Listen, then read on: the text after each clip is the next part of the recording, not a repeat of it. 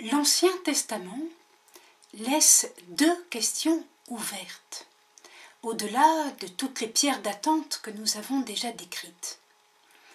La première question concerne Dieu. Adonai fait alliance avec son peuple. Ceci implique que Dieu est un Dieu personnel, bien sûr. Mais alors, est-il une personne solitaire ? Et si il est un Dieu solitaire, alors l'alliance avec un peuple, l'alliance avec les hommes, lui est nécessaire. Il est en manque. Et donc, peut-on encore parler d'un Dieu d'amour ?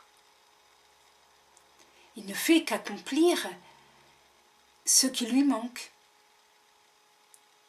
Ou alors, est-il vraiment solitaire ?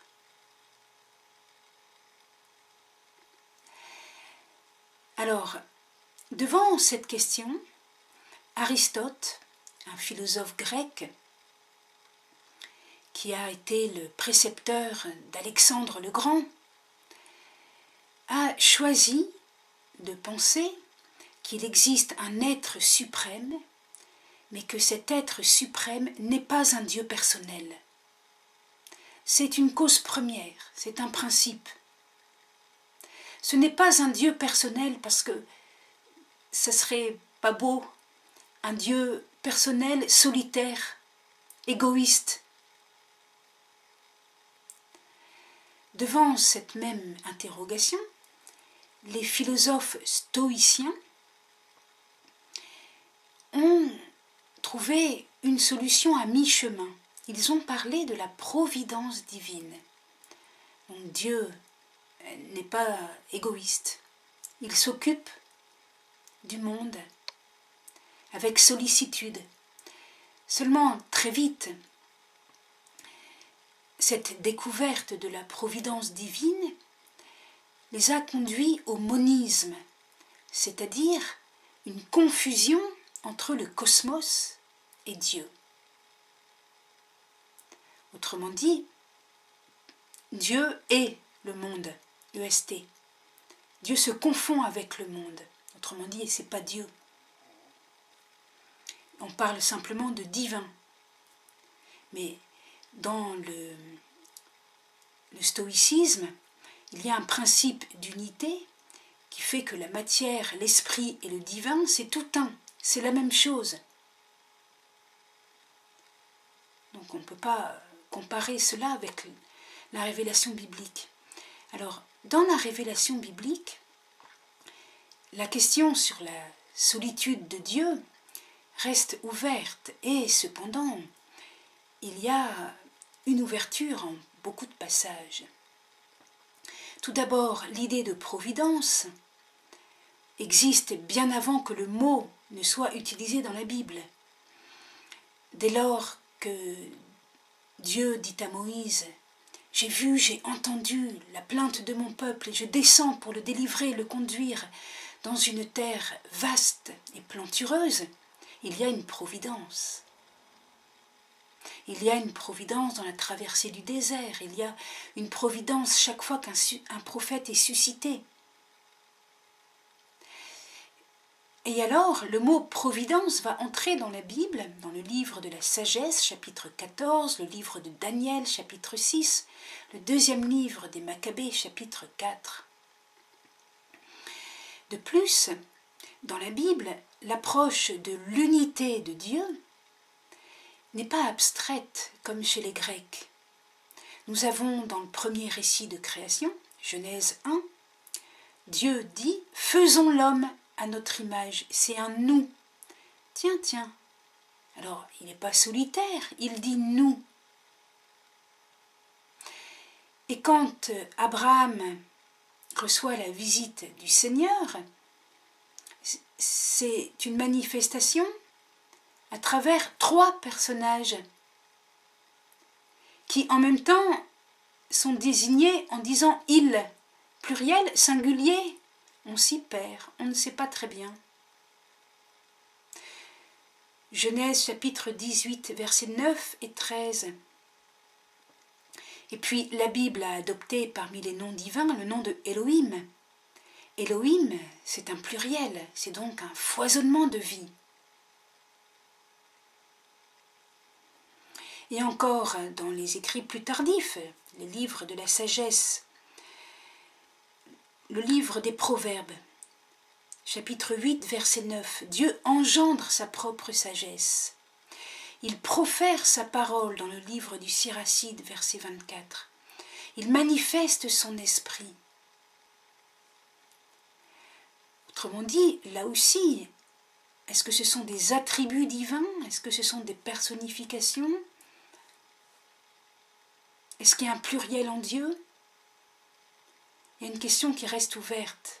Il ne faut pas chercher des définitions plus précises que ce que la Bible nous donne. Nous ne sommes pas encore à la révélation trinitaire.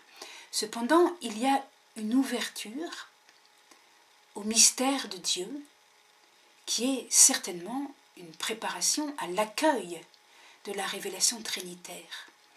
Ainsi, au moment de l'incarnation, quand la Vierge Marie reçoit l'annonce de l'ange, elle est préparée. Vous comprenez bien que Dieu respecte les personnes. Marie n'est pas devenue mère de Dieu sans rien savoir, sans savoir de qui elle est enceinte. Et elle a pu percevoir dans les paroles de l'ange une révélation de Dieu, le Très-Haut, le Fils, l'Esprit Saint.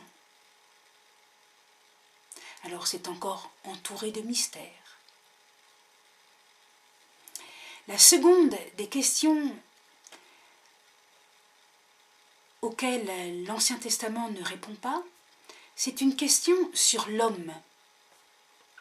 L'Ancien Testament révèle une histoire d'alliance qui élève l'homme comme partenaire d'alliance avec Dieu. Alors, quelle est la nature de l'homme pour être élevé à une telle dignité? N'est-il pas appelé à vivre de la vie divine, comme le diront les premiers pères de l'Église d'Orient, en parlant de divinisation? S'il est partenaire d'alliance, il est déjà dans la vie divine, il est presque à la table de Dieu. Et cependant, toute l'histoire d'alliance racontée dans l'Ancien Testament est tissée de péchés, d'infidélité, de pardon et de promesses. Et la Bible ne cache pas ces péchés, pas plus celui de David que ceux des rois suivants, pas plus ceux du peuple. Enfin bref, la Bible raconte beaucoup de péchés. Et c'est vachement important. Ça veut dire que la révélation de l'homme n'est pas encore faite. L'Ancien Testament aspire à savoir quelle est la vraie nature de l'homme. Car jusqu'à présent, il est défiguré par le péché. Mais alors, quel est l'homme réel qui n'est pas défiguré? Voilà la question de l'Ancien Testament concernant l'homme. Donc, secrètement, l'Ancien Testament aspire à cette révélation qui doit passer par un homme véritable, un fils de la femme, un fils d'homme. Sinon, ça ne peut pas être une révélation sur l'homme. Il doit s'agir d'une révélation sur l'homme et pas seulement d'un grand homme, mais sur l'homme tout court, l'homme en sa nature même, et non pas une exception. Cette révélation sera, comme l'exprime le prophète Daniel dans sa vision du Fils d'homme, Daniel chapitre 7, un jugement avec un tribunal, autrement dit un discernement sur l'homme, tout en étant aussi la vie divine en l'homme, autrement dit le royaume, le règne de Dieu. Le Fils d'homme juge et en même temps il est l'accomplissement, le règne de Dieu en l'homme. Cette attente de la révélation de l'homme et du règne de Dieu nous conduit au Nouveau Testament. Elle nous conduit à l'accueil de l'incarnation de l'homme-dieu, qui va donc être juge et en même temps règne de Dieu, qui va être discernement, c'est ça être juge, qui va être discernement, qui met à droite les bons, à gauche les mauvais, discernement de ce qui est vraiment humain, et en même temps révélation de Dieu et de son règne, les deux en même temps. Ainsi donc, la figure du Fils d'homme, du Fils de l'homme, est une synthèse tout à fait étonnante de l'Ancien Testament. Et c'est aussi le serviteur souffrant. Le serviteur souffrant qui montre par sa passion ce qu'est le péché qui défigure l'homme. Et qui montre aussi par l'amour avec lequel il traverse sa passion, sa souffrance, il montre à quel point l'amour peut transfigurer l'homme. Il montre que l'amour peut aller jusqu'au pardon qui reconstruit l'homme, qui reconstruit le bien. Il montre quelle est la volonté de l'homme qui peut s'unir à la volonté divine pour atteindre cette tendresse et cet amour ineffable.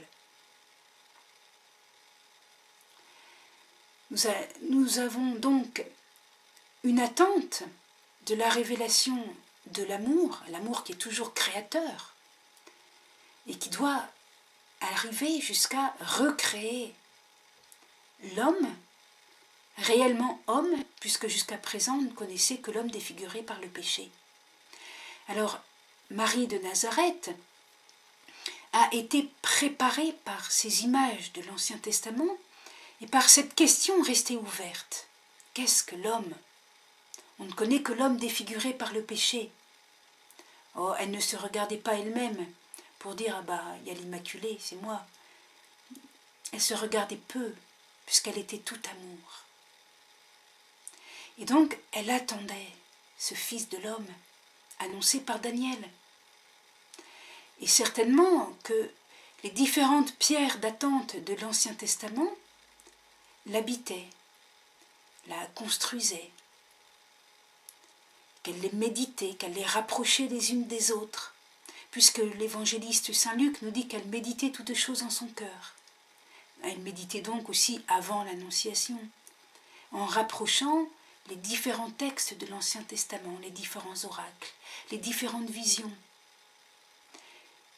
et en ayant un cœur pauvre, en se disant, eh bien, il y a des questions ouvertes, je ne sais pas. Pauvreté de l'inconnaissance, non, elle n'est pas quelqu'un qui sait tout. Elle est quelqu'un qui arrive au seuil du Nouveau Testament, les mains ouvertes, avec ses questions. Questions sur Dieu, questions sur l'homme.